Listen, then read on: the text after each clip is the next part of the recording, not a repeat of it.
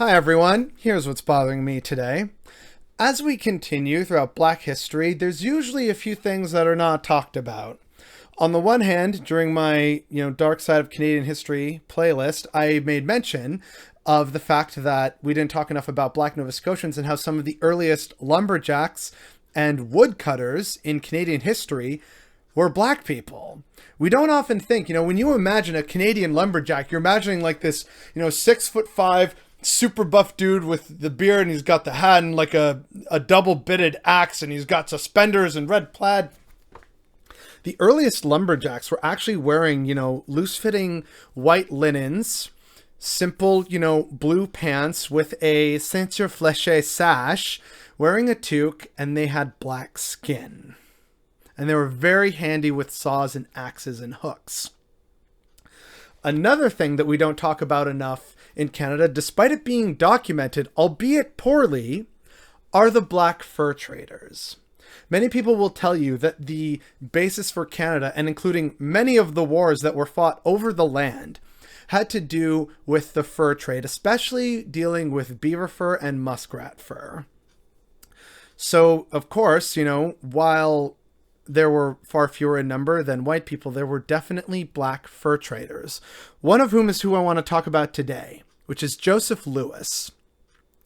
Joseph Lewis was unfortunately not well known and not well documented. He was born sometime around 1772 and born into slavery in Manchester, it was either Manchester or Concord, New Hampshire. I think it was Manchester. Either way, he's from New Hampshire, at least initially. And also interesting is that he, around this time, because early on and in this area, he still had a fair amount of French influence, he actually spoke French more than he spoke English. And on top of that, it's believed that he fled to Canada during the American Revolutionary War, especially with it being so close, and also probably had help from, French fur traders, which introduced him to the concept. Now, he actually worked for some small and not even really mentioned Canadian fur trading outfit. There were lots, but the two big ones were the Northwest Company and the Hudson Bay Company. Now, he actually asked the Hudson Bay Company for work in 1796, and they actually gave him a 3-year contract as a steersman. Now, if you're unaware, a steersman is usually seen as a traditionally skilled position because you're the steersman at the back of these large canoes full of voyageurs and fur traders and coureurs de bois who would have to shoot the rapids. It was very much kind of like a skilled operator kind of pay, which showed he was good with the canoe. He knew what he was doing.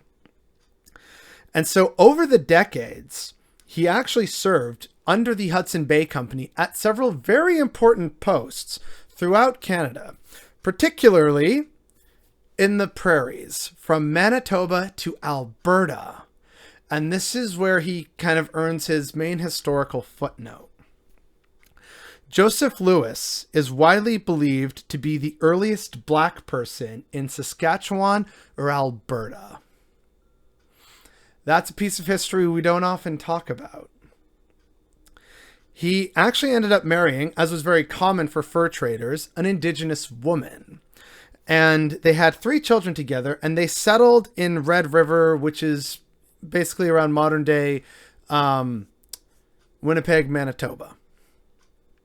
He eventually retired, and by 1814, he had actually settled in it was a district of the Northwest Territories known as the Saskatchewan District, which is now kind of like the area between Lloydminster and Saskatoon. Sort of that area was the original Saskatchewan District.